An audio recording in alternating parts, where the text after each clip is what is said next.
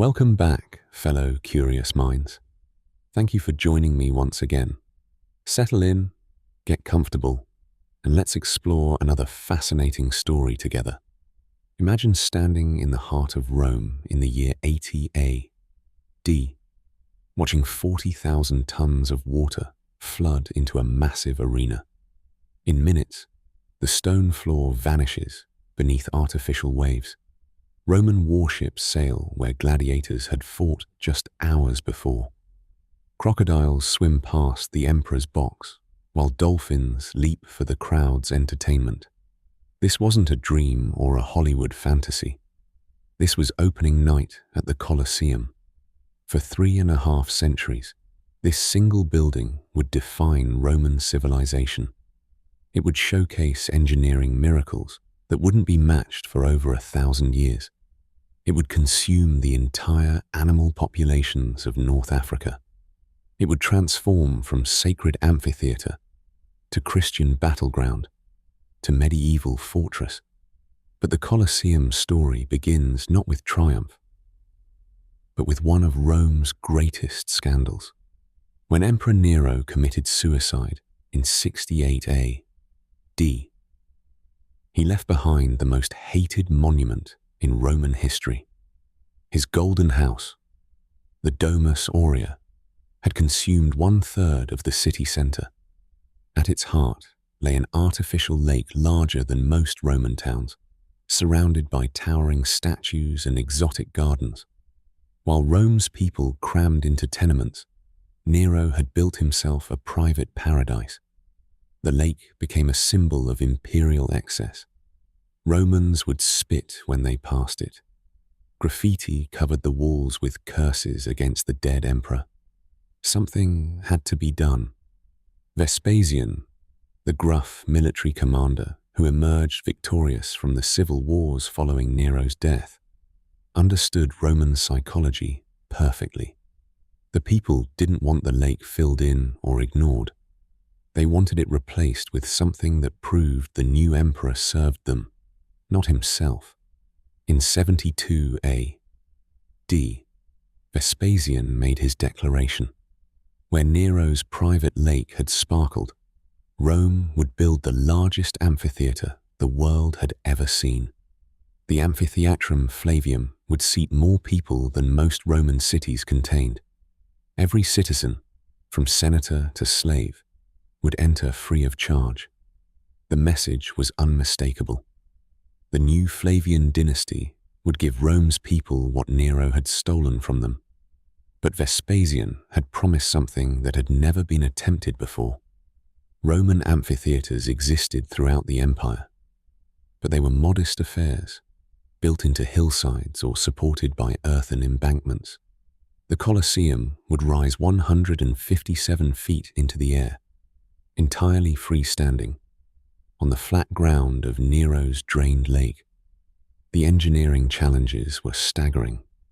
The building would need to support its own immense weight, while accommodating 50,000 spectators arriving and leaving simultaneously. It would require complex water systems, sophisticated acoustics, and safety features to prevent the stampedes that had killed thousands in earlier wooden amphitheaters. Roman engineers responded with innovations that remained unsurpassed until the 20th century. They sank foundations 30 feet deep into the lakebed, creating a concrete base that distributed the building's weight across unstable marsh ground. They developed the world's first systematic use of the arch and vault to create a self-supporting structure that needed no external buttresses. The exterior featured 4 stories of arched openings, each level designed in a different classical order. Doric columns on the ground floor projected strength. Ionic columns on the second level suggested elegance. Corinthian columns on the third level displayed imperial wealth. The 4th story, added later under Domitian, featured flat composite pilasters and rectangular windows, but the real revolution was inside. Roman architects had solved the crowd control problem that plagued every major venue in the ancient world. They created the vomitoria, a network of corridors, staircases, and exits that could empty the entire building in less than 10 minutes. Each spectator received a pottery ticket showing their specific entrance, section, row, and seat number. The social hierarchy of Roman civilization was literally built into the architecture. Senators sat in marble seats at arena level, close enough to smell the blood and sweat. The equestrian class occupied the first tier above them. Roman citizens filled the middle sections. Women, slaves, and foreigners were relegated to the highest reaches, where they stood rather than sat. When Vespasian died in 79 A.D., his son Titus faced enormous pressure to prove the Flavian dynasty's legitimacy. The Colosseum's inauguration in 80 A.D. became the most important political event of his short reign. For 100 days, Rome witnessed spectacles that stretched the boundaries of imagination. The opening ceremony began with the venationes, elaborate animal hunts that transformed the arena into an artificial landscape. Hidden elevators lifted entire forests through trapdoors in the arena floor. Deer grazed peacefully until lions emerged from concealed dens. Elephants battled rhinoceros, while bears fought bulls. The variety was deliberately overwhelming. Romans saw creatures they had only heard described in travelers' tales. Giraffes from deep Africa stretched their necks toward the imperial box. Tigers from India prowled artificial jungles. Hippopotamuses wallowed in temporary pools, while crocodiles sunned themselves on artificial riverbanks. But Titus's masterstroke was the Naumachii, the mock naval battles that flooded the arena. Roman engineers had lined the arena floor with lead sheets and created a sophisticated drainage system connected to underground aqueducts. They could fill the space with 8 feet of water in under 3 hours, then drain it completely by the next morning. The naval battles recreated famous historical conflicts with authentic ships and trained fighters. Romans watched the Battle of Salamis unfold before their eyes as Persian and Greek vessels clashed in the flooded arena. Prisoners of war fought as sailors, knowing that victory might earn them freedom while defeat meant certain death. The engineering required for these aquatic spectacles pushed Roman technology to its limits. The water had to remain clean enough for visibility while supporting the weight of warships and hundreds of combatants. The arena floor featured removable sections that could be quickly replaced after water damage. Pumping systems hidden beneath the stands could adjust water levels during the performance. 9,000 animals died during those inaugural games. The number shocked even Romans accustomed to massive spectacles. Exotic species that had taken months to transport from the furthest reaches of the empire were slaughtered in a single afternoon for the crowd's entertainment. When Titus died suddenly in 81 A.D., after only 2 years as emperor, his younger brother Domitian inherited both the throne and the Colosseum. Where Titus had been cautious and respectful of tradition, Domitian was ambitious and obsessed with architectural grandeur. He would transform the Colosseum from an impressive building into an engineering miracle. Domitian's first innovation was the Hypogeum, an underground complex that turned the area beneath the arena floor into a hidden world of chambers, corridors, and mechanical systems. This subterranean labyrinth contained holding cells for wild animals, armories for gladiatorial weapons, and workshops where elaborate stage sets were constructed. The Hypogeum's most remarkable feature was its elevator system. 80 vertical shafts connected the underground levels to the arena floor above. Each shaft contained a sophisticated counterweight system that could lift several tons through trapdoors concealed in the arena surface. The elevators transformed the visual experience of Colosseum spectacles. Animals no longer entered through obvious gates. Instead, they appeared as if materializing from the earth itself. Lions emerged from solid stone. Elephants rose through floors that had appeared completely solid moments before. Entire landscapes of trees, rocks, and pools could be assembled underground and lifted into view as complete environments. Roman engineers had created the world's first special effects system. The underground machinery could produce thunder sounds, lightning flashes from polished bronze mirrors, and even artificial rain from hidden pipes in the upper galleries. Sophisticated pulley systems allowed actors playing gods to appear, to fly through the air above the arena. Domitian's second innovation was the velarium, a retractable awning system that covered the entire seating area. This engineering marvel required the coordination of 1,000 sailors from the Roman naval base at Misenum, who were permanently stationed in Rome to operate the canvas roof.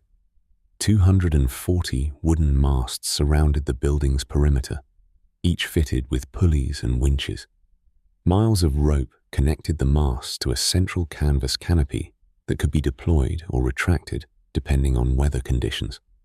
The sailors could complete the entire operation in under 30 minutes, protecting 50,000 spectators from sun, rain, or wind. The velarium represented Roman engineering at its most sophisticated. The canvas had to be strong enough to withstand sudden wind changes while remaining light enough for rapid deployment.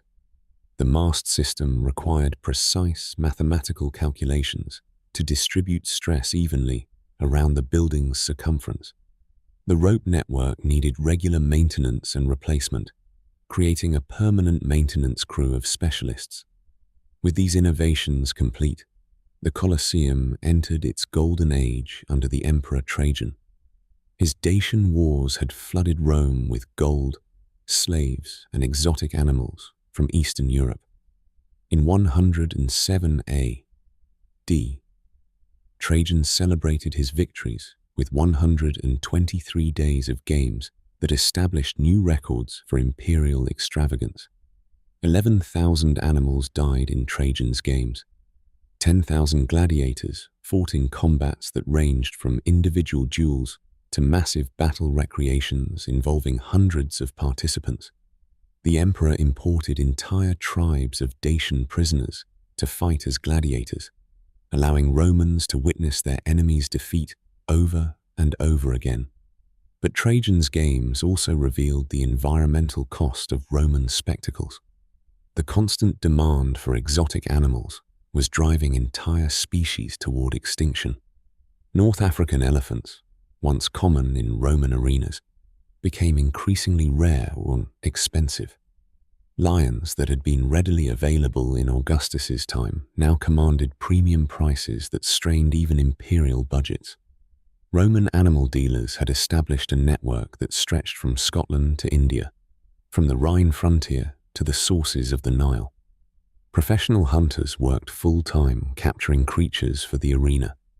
Entire ships were designed specifically for transporting wild animals across the Mediterranean. The ecological impact was devastating.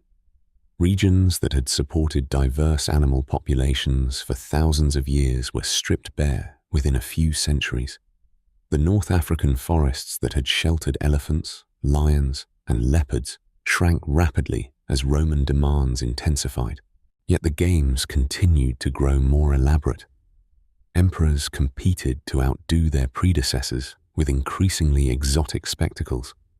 Polar bears from the far north fought seals in artificially cooled pools. Ostriches raced chariots driven by women gladiators.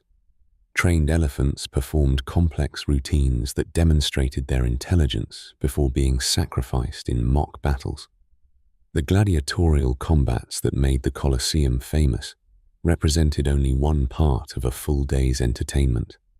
A typical program began at dawn with the venationes, the animal hunts and exotic creature displays. The morning hours featured elaborate stage sets, musical performances, and demonstrations of unusual animals. Midday brought the executions, Criminals condemned to death were killed in ways designed to entertain the crowd. Some faced wild animals with minimal weapons. Others were crucified or burned alive. The most elaborate executions recreated mythological scenes, with criminals playing doomed heroes like Orpheus or Icarus. The gladiatorial combats began in the afternoon and continued until sunset. These carefully choreographed fights followed strict rules and featured highly trained athletes who represented significant financial investments. Contrary to popular belief, most gladiatorial combats did not end in death. Successful gladiators were too valuable to waste, and crowd favorites could earn freedom, wealth, and celebrity status. The gladiators themselves came from diverse backgrounds.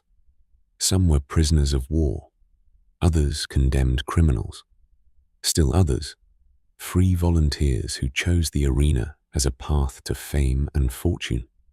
They trained in specialized schools called ludi, where they learned specific fighting styles and weapon combinations. The most famous gladiatorial school was in Capua, where Spartacus had launched his rebellion nearly 2 centuries before the Colosseum opened. By the imperial period, these schools had evolved into sophisticated training facilities with medical staff, specialized instructors, and careful dietary programs designed to produce optimal fighters. Gladiatorial combat had developed into a complex art form with dozens of specialized categories. Secutores fought with sword and shield, hunting their opponents across the arena floor. Retiarii used nets and tridents to ensnare their enemies. Thracians fought with curved daggers and small shields. Each style had its advantages, disadvantages, and dedicated fans among the spectators. The crowds understood these technical distinctions and bet heavily on the outcomes. Professional gamblers worked the stands, taking wagers on individual fights or entire programs. The emperor himself often participated, throwing gold coins to reward particularly skillful performances or to express approval of crowd favorites. But the Colosseum's greatest spectacles required more than individual combat skills. Some games featured massive battle recreations, with hundreds of participants representing different armies or historical periods. Romans could watch the Battle of Marathon unfold with Athenians fighting Persians, or see Germanic tribes clash with Roman legions. These historical recreations served important political purposes. They allowed Romans to relive their greatest military victories, while demonstrating their superiority over conquered peoples. Prisoners of war were forced to reenact their own defeats, providing both entertainment and psychological reinforcement of Roman dominance. The level of historical detail in these productions was remarkable. Costume designers created authentic armor and weapons based on museum pieces and military records. Set designers built accurate representations of famous battlefields, complete with artificial hills, forests, and rivers. Yet the Colosseum's most impressive feature may have been its sophisticated crowd control systems. Managing 50,000 people in a confined space presented challenges that had never been solved before. Roman architects had to account for arrival patterns, seating arrangements, food service, sanitation, and emergency evacuation. The vomitoria system was their masterpiece. 76 numbered entrances distributed crowds evenly around the building's perimeter. Internal corridors carried people to their designated sections without crossing other traffic flows. Staircases were designed with specific width ratios to prevent bottlenecks during peak movement periods. Each spectator's pottery ticket functioned like a modern boarding pass, showing their entrance number, section designation, row assignment, and seat location. Ushers, stationed throughout the building, helped confused visitors find their places and maintained order during exciting moments in the arena. The building included facilities that wouldn't appear in other venues for more than a millennium. Public toilets served thousands of users simultaneously. Fresh water fountains provided drinking water, carried by aqueducts from mountain springs 50 miles away. Food vendors sold snacks and meals from permanent concession stands built into the arcade levels. But as the 3rd century progressed, the golden age of the Colosseum began to fade. The crisis of the 3rd century brought economic collapse, military disasters, and political chaos that made elaborate spectacles increasingly difficult to afford. The cost of importing exotic animals had become prohibitive. The gladiatorial schools struggled to maintain their training programs as imperial subsidies disappeared. In 217 A.D., lightning struck during a performance, igniting the wooden arena floor and upper galleries. The great fire of the Colosseum burned for days, destroying much of the interior infrastructure that Domitian had spent decades perfecting. The Hypogeum's elevator systems were ruined. The Valerium's support systems were damaged beyond repair. Reconstruction took several years and enormous resources that the empire could barely spare. When the building reopened under Emperor Caracalla, many of its most sophisticated features had been simplified or eliminated entirely. The flooded naval battles never returned. The complex elevator systems were replaced with simpler lifting devices. The animal shortages that had begun under Trajan became critical by the mid-3rd century. North African elephants had become extinct in the wild. Lions were so rare that provincial governors competed fiercely to obtain even a few specimens. The elaborate hunts that had characterized the building's golden age were replaced with simpler displays using more common animals. These practical problems reflected deeper changes in Roman society. The military expenses required to defend increasingly threatened frontiers left less money available for public entertainment. The rising influence of Christianity created the first organized opposition to gladiatorial combat. Educated Romans began questioning whether mass slaughter served any useful social purpose. Emperor Philip the Arab's celebration of Rome's 1000th anniversary in 248 A.D. marked the last truly spectacular games in the classical tradition.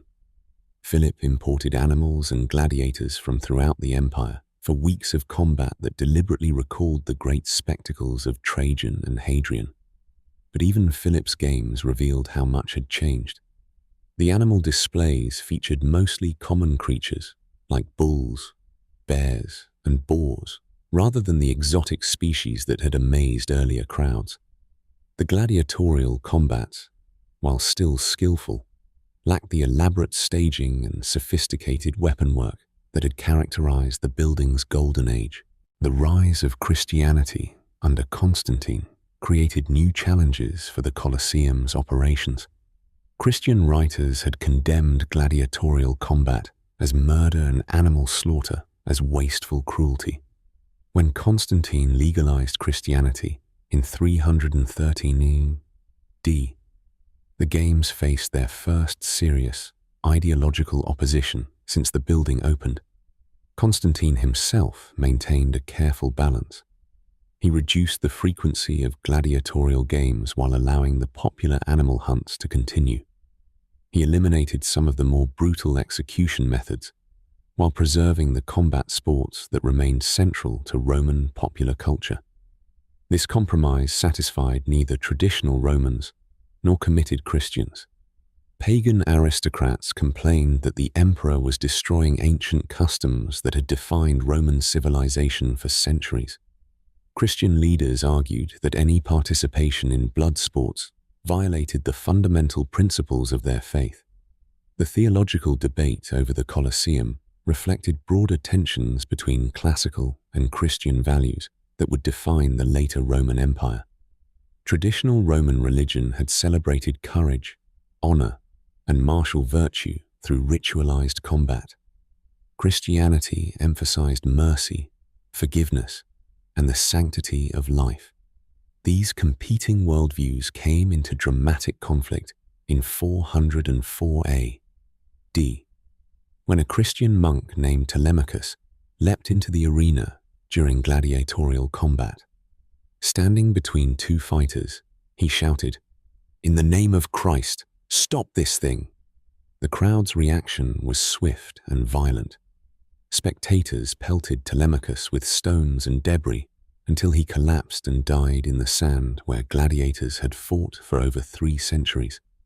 But his sacrifice achieved what decades of Christian preaching had not. Emperor Honorius, moved by reports of the monk's courage, issued an edict banning gladiatorial combat throughout the empire.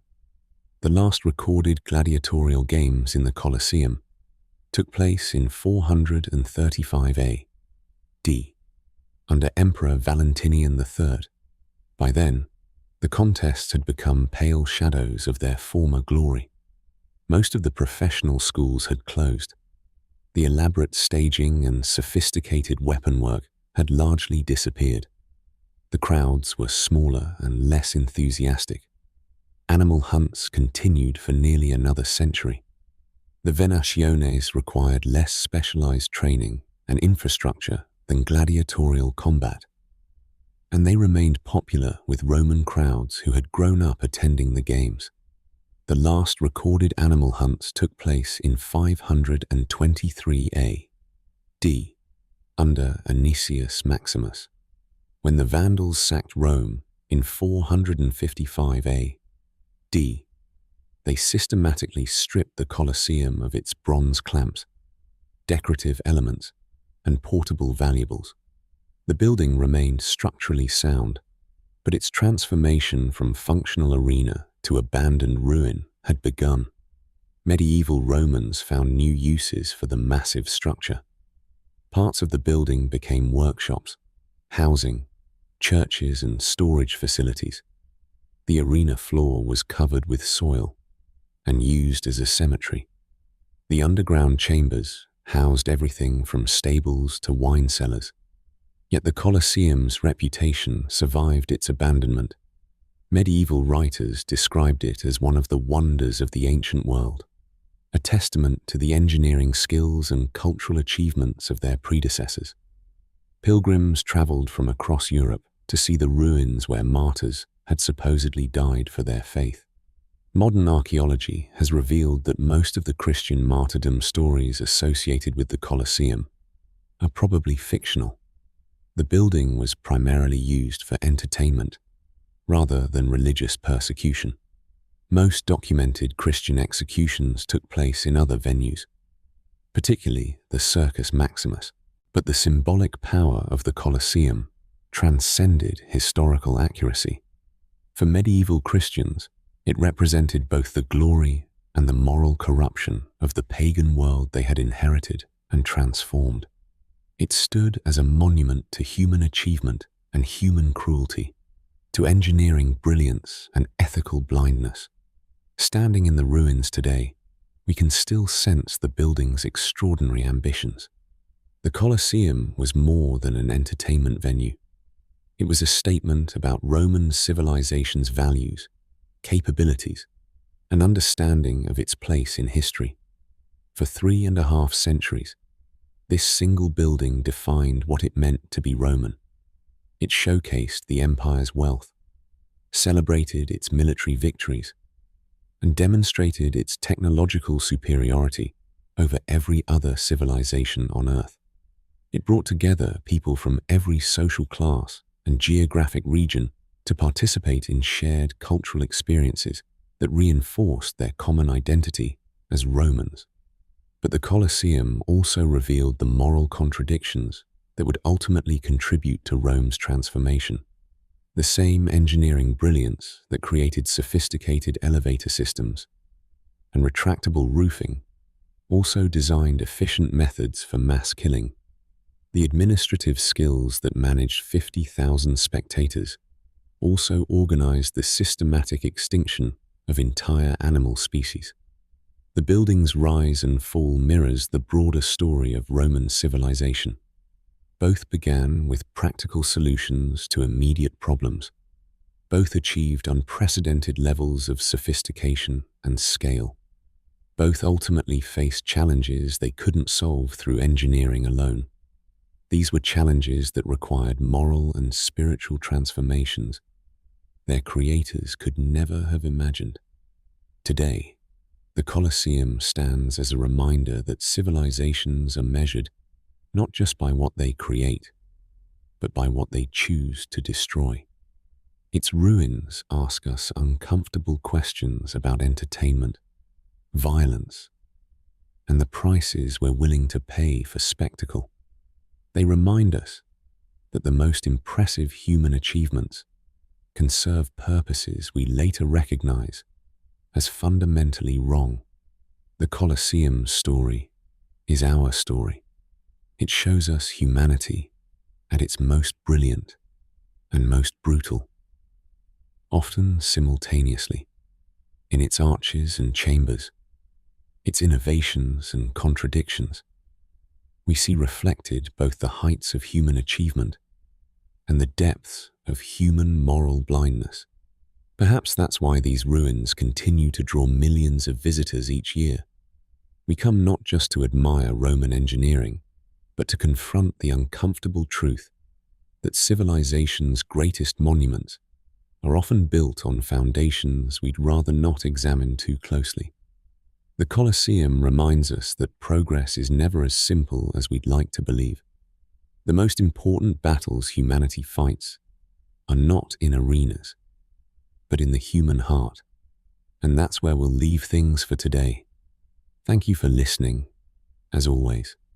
If this journey sparked your curiosity, there's plenty more to explore, so stay tuned. Until next time, keep questioning, keep wondering, and never stop looking back to understand the road ahead.